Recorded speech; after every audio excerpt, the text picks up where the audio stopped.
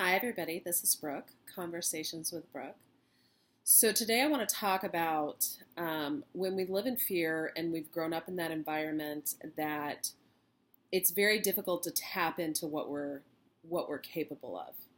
So, one of the dangers and the damages of it is that when you've grown up in that kind of traumatic environment for a long period of time, is learning how to get to a place that you are creating something better in your life. And that's one of the things that's actually going to help you heal, is getting more into something that is authentic to you and that is natural to you versus what you grew up in. So when you've grown up in a traumatic environment or a cult or a strong religious environment, I shared in one of my other videos how we put a lot of walls up. The reason that those environments work is because they put you in a state of fear all the time. You have fear about the person that you're going to become. You have fear about not living up to a certain standard. You have fear about persecution. You have fear about that if you die, you're going to go to hell. So you're surrounded by these consistent fears, and these are creating your actions on a daily basis.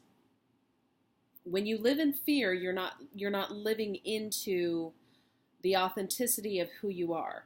Children, when they are born, they don't automatically just sit in a state of fear. Children are generally fairly fearless. And fear is something that's learned, but it's also something that's not beneficial. I talked a little bit in one of my videos about fight or flight. Fear is that moment where you're living in fight or flight. It doesn't allow you to touch and tap into your intuition. It doesn't allow you to be authentic in who you are. It doesn't allow you to dream into being better than where you're at. It doesn't allow you to be the best version of yourself. It motivates you for all the wrong reasons, because it's when you're in fear and you have cortisol pulsing through your veins all the time. So if we're talking just on a scientific, just a physiological level, when you have fear, it's like you're acting like there's a tiger in the room with you, or there's a bear in the room with you all the time. What happens with that is that the blood is going to all these different areas in your body, but it's not helping you think better. They've done a lot of studies on how you don't think very well when you're in fear, because the only goal is to survive. When you're in survival, you're not really tapping into your ability to get in touch with something that's more divine, whether we're talking about the universe, God, whatever that may be for you.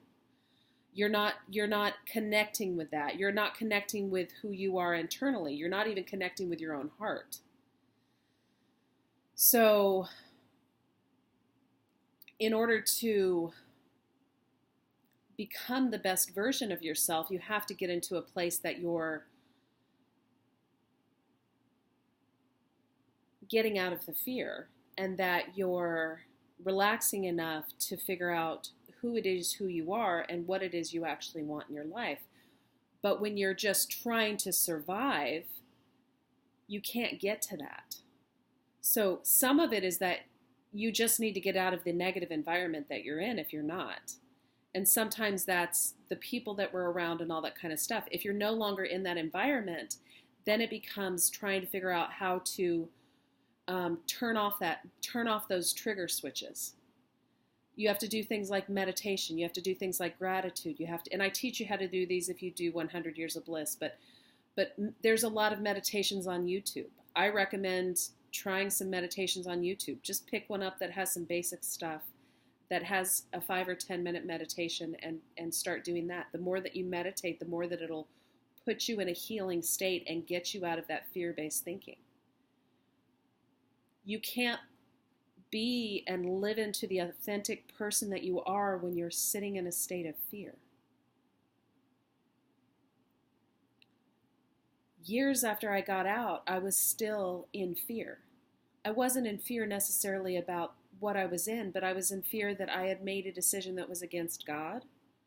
And then I lived in fear that about money all the time. I lived in fear about my relationships with my children. And it wasn't until I started coming from a place of what was true for me and just being in my heart.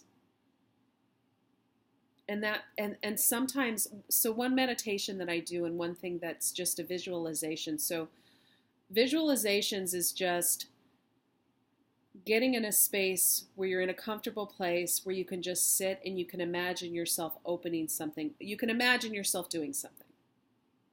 Sometimes people do meditations and visualizations where they imagine being in a really safe space. That could be a beach, that could be in the mountains, that could be a garden.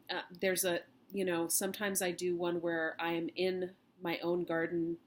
This is an imaginary garden. This is nobody else's garden. This is a garden that only exists in my mind.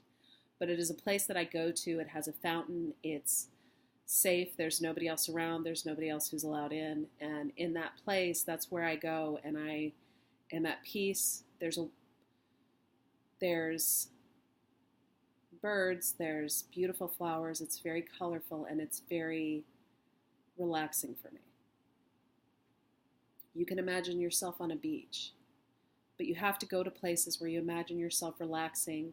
You imagine the sounds. You imagine the smells. You imagine the wind or the breeze or the warmth of the sun. And you go to those places, and it brings you to a calming state. And when you get into moments that you're having difficulty, you want to get back to being in those calming states. So meditating on a daily basis so that you can begin making that a regular part, so that you can begin rewiring things in your brain to get you there daily, is something that's really important. The more that you get yourself in a calming state, and the more that you start removing the bear from the room and not being in a fight or flight stage anymore, the more that you're going to be able to begin to live into what you need to be doing and what's going to be getting towards things that are dreams and goals for you that are meaningful, that can not just help you live into your life, but help you help others do the same thing. But it helps because you begin to open up this place within your mind and within your heart, and healing the past traumas and tragedies that have happened to you. So I hope that helps. If you have any questions, make sure you make a comment. I'd be happy to go into it further in another video if we need to. And as always, if you'd like to get a free life blueprint and a session with me, you can go to 100yearsofblissquiz.com, and I'll send you a free blueprint, as well as we can have a conversation if you'd like. I look forward to connecting with you. I hope you have a wonderful day. Bye-bye.